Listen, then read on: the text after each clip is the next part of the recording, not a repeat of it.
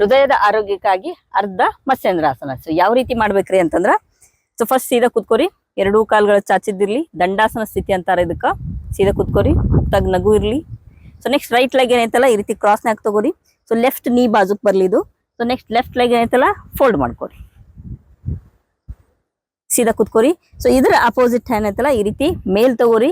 So next ಇದನ್ನ ಈ ರೀತಿ ಒಳಗ್ ತಗೋಬೇಕು, ಹಿಂಗ ಈ ರೀತಿ. ಸೊ ಇದನ್ನ ಈ ರೀತಿ ಆದ್ರೂ ಇಟ್ಕೋಬಹುದು ಅಥವಾ ಈ ರೀತಿ ಆದ್ರೂ ತಗೋಬಹುದು ನೀವು.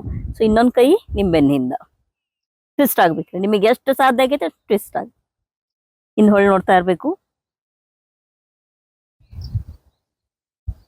ಇಲ್ಲಿ 5 ಕೌಂಟ್ ಮಟ್ಟ ಇರ್ರಿ ಸಹಜವಾದ ಉಸಿರಾಟದೊಂದಿಗೆ.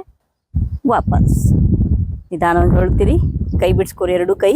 ನಂತರ ಇಲ್ಲೇ ವಾಪಸ್ ಬರೋ ಮುಂದೆ ಕೂಡ ಇಂಪಾರ್ಟೆಂಟ್ ಆಕೈತಿ. ಫಸ್ಟ್ ಕೆಳಗಿನ ಕಾಲನ್ನ ಬಿಡ್ಸ್ಕೋಬೇಕು, ನಂತರ ಇನ್ನೊಂದು ಕಾಲನ್ನ ಬಿಡ್ಸ್ಕೋರಿ. ಸೊ ನೆಕ್ಸ್ಟ್ ಇದೇ ರೀತಿ ಲೆಫ್ಟ್ ಲೆಗ್ಗಿಗೆ. ಅಕಸ್ಮಾತ್ ನಿಮ್ಗ ಫೋಲ್ಡ್ ಮಾಡಕ್ ಆಗ್ಲಿಲ್ಲ ಅಂದ್ರ ಈ ರೀತಿ ಆದ್ರೂ ನೀವು ಕೂತ್ಕೋಬಹುದು.